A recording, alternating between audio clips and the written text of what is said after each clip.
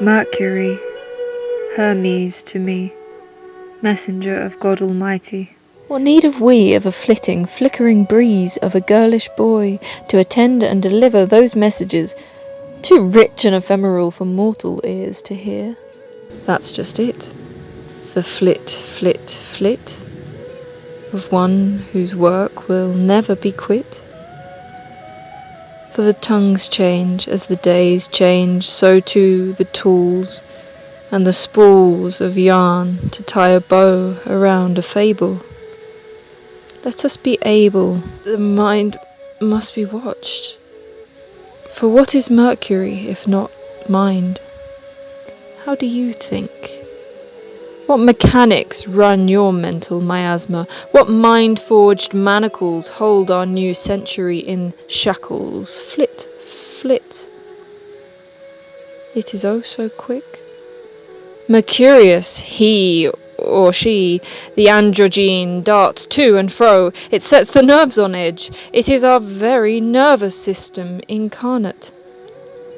The brave little one, dancing so close to our father's sun, never straying too far. Give, give, give, take, take, take, the lord of copper and all coinage, tithing and conniving, the neutrality tinged with hue of fiendy foes, or the mellow genius. Marvellous gift the mind is, to discern, interpret, calculate, litigate and placate.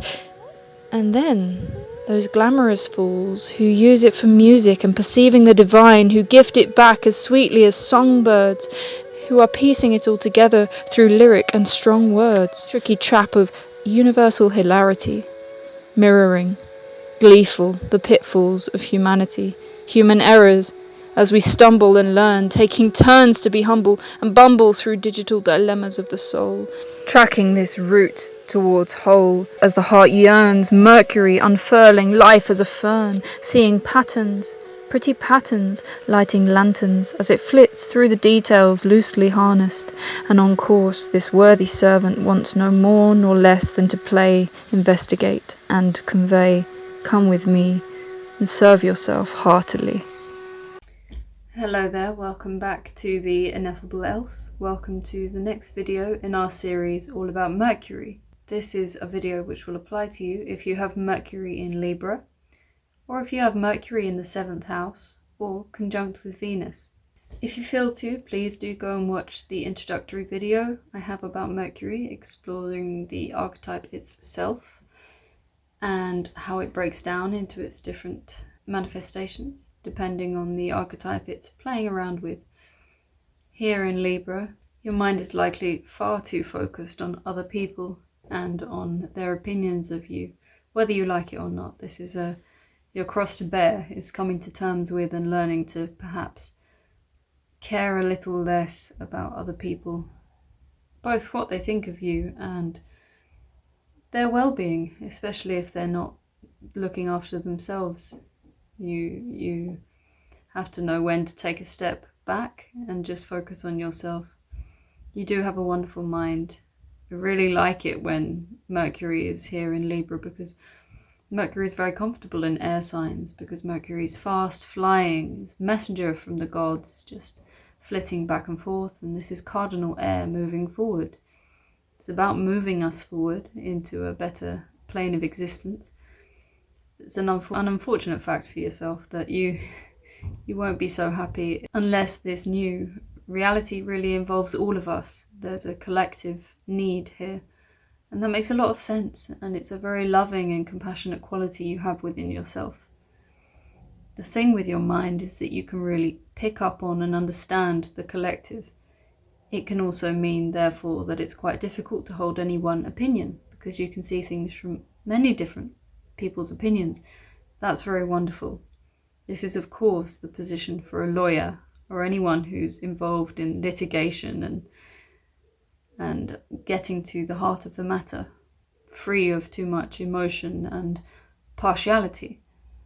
So how far, to which extent do you agree with that statement for yourself? How much are you partial? How much are you very identified with any particular perspective in the world, when really you're here to be something much more of a mediator, something much more able to take apart the parts and come to the conclusion of a whole which suits the most people, which is the most satisfactory and in the end the most just conclusion and fair conclusion.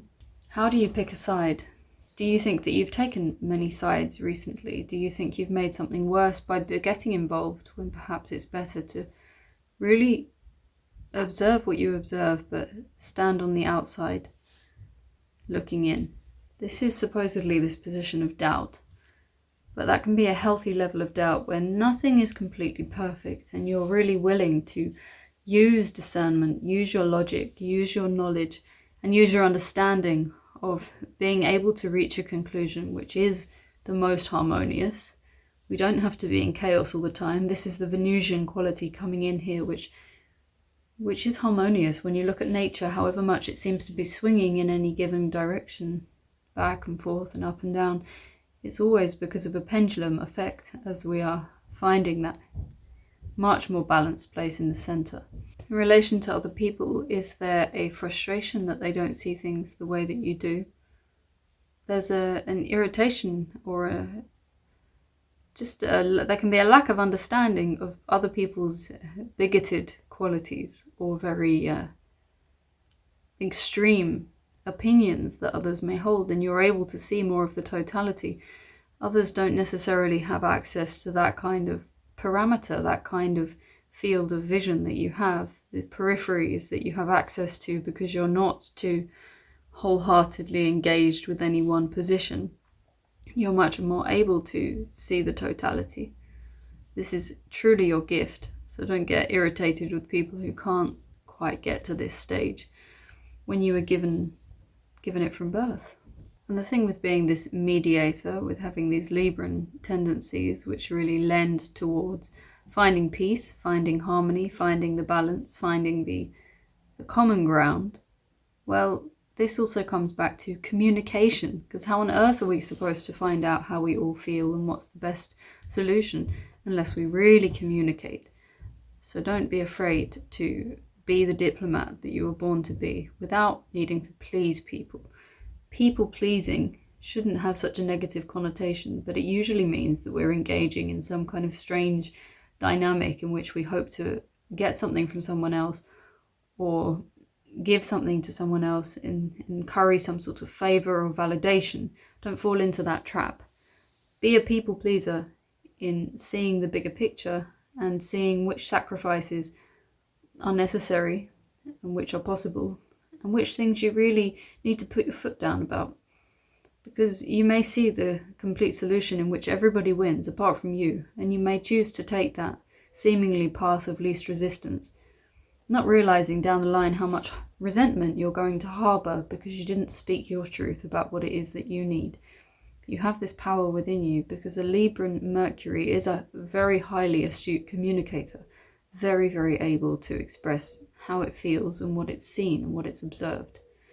So keep that in mind all the while, and really just take the time to ask yourself deep questions about what it is that you want.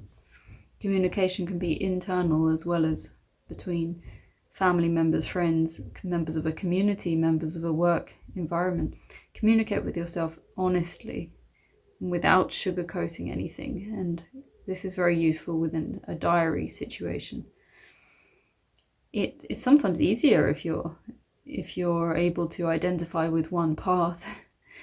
You've slightly drawn the short straw by having all this access to all these different opinions and perspectives, and having the ability to understand them on an emotional level, on a really deep and logical level as well.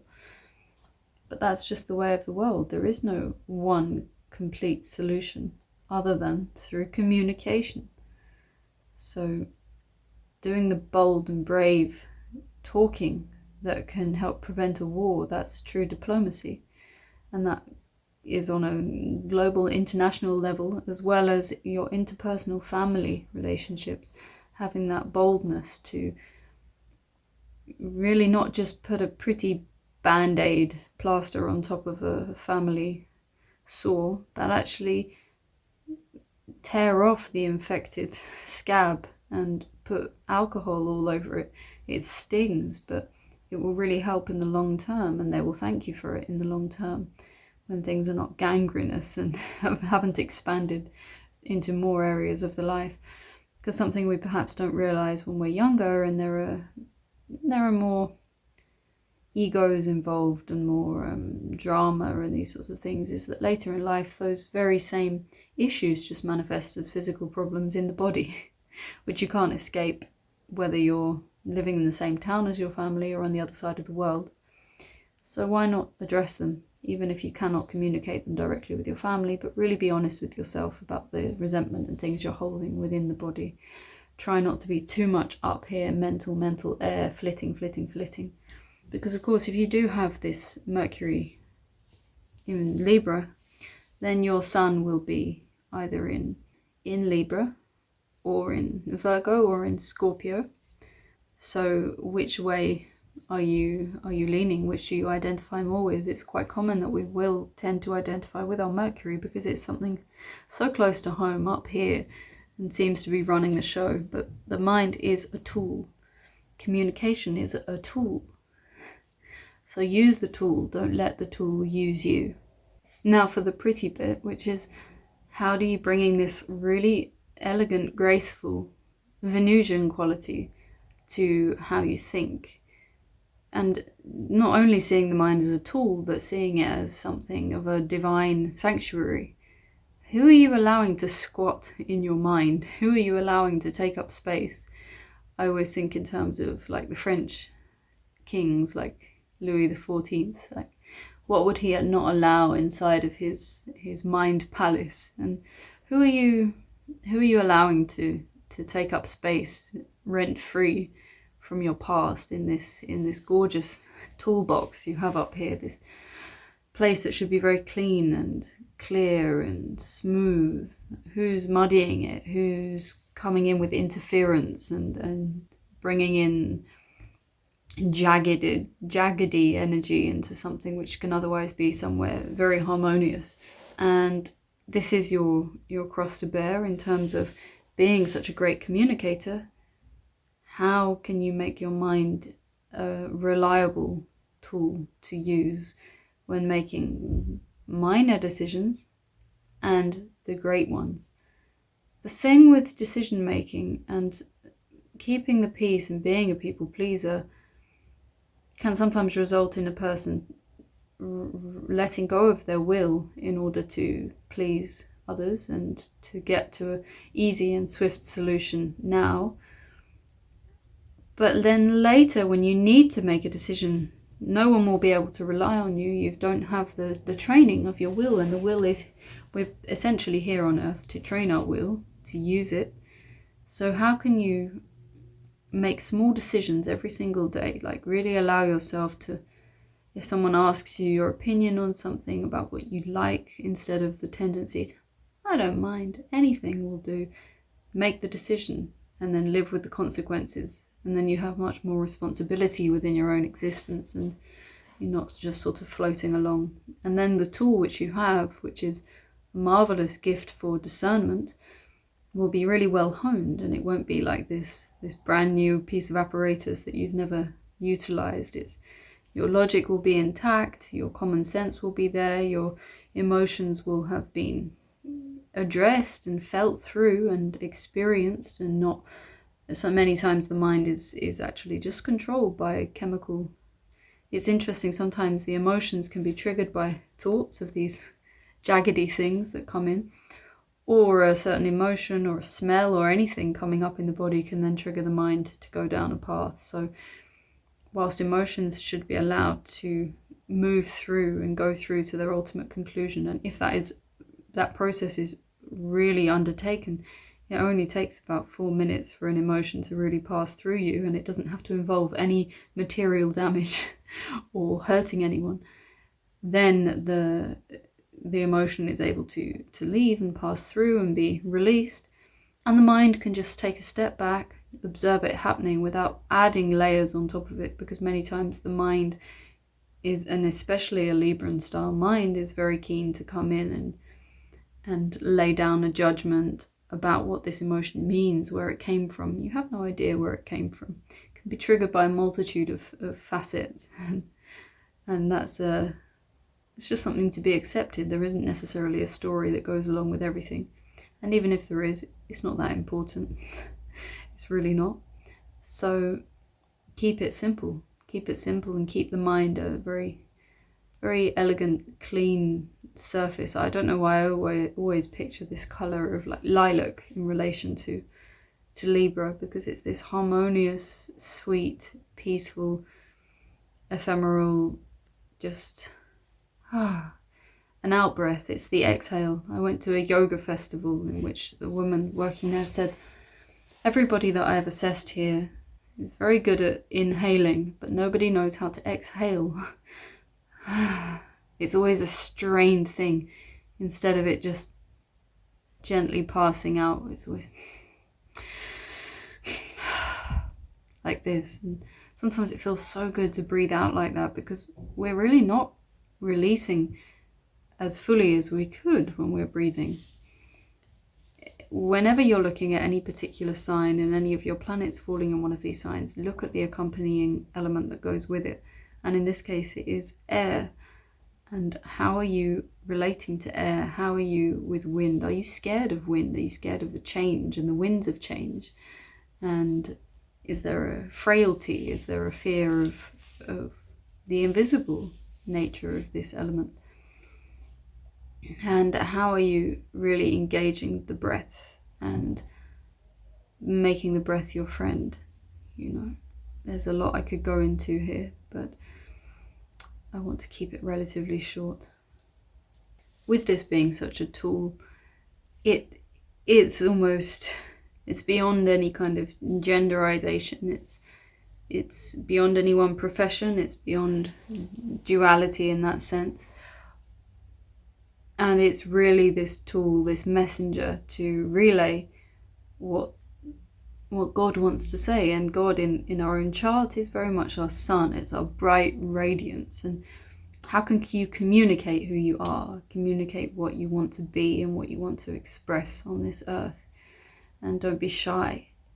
God, we need you so much, and we really need your unique gift to share with us. And the problem is, you're a fantastic actor, fantastic at putting on different voices, different faces, different energies, and to be able to play with that and be a jester and be a joker and just fool people in a very magical way to help teach a lesson, which is sometimes much better as a form of communication. That you're using fables and these kind of things when something more direct is too hard and won't be received. You have a magical gift for being able to cut through the bullshit at the same time as holding a safe space where someone doesn't necessarily know that's what's happening to them. So engage with that quality that you have within yourself and express who you are. Don't, whilst you're able to act and perform these different roles, which is part of who you are, that ability, also don't be ashamed or afraid to share the deeper and the consistent quality that's going on in the background. It's very, very worthy and very important to allow other people to understand where you're coming from an internal perspective, because you don't show it on your outside, because you're very good at masking this. So I would suggest learning to relax, learning to calm the mind through meditation and quiet time in nature. Observe how much you identify with the things around you, with the people around you, with what you see on television, what you hear on the radio or on the bus, and what you hear in nature, and just see how transitory and changeable the mind actually is, and how it's very much related to what you've been exposing yourself to.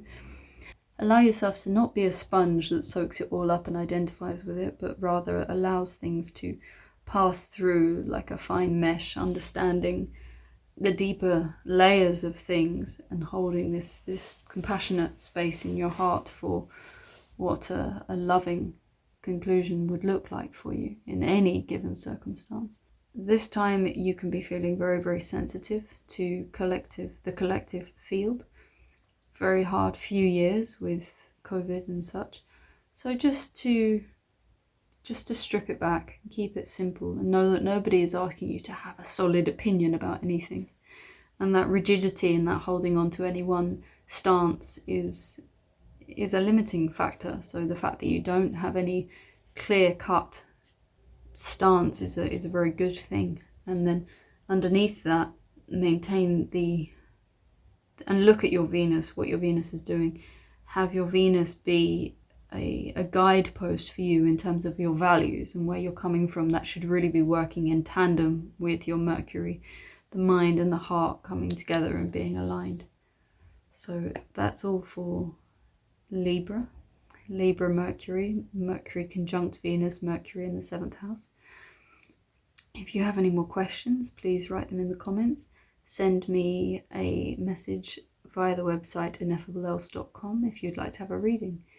And please subscribe to the channel if you haven't already. Thank you so much. Bye.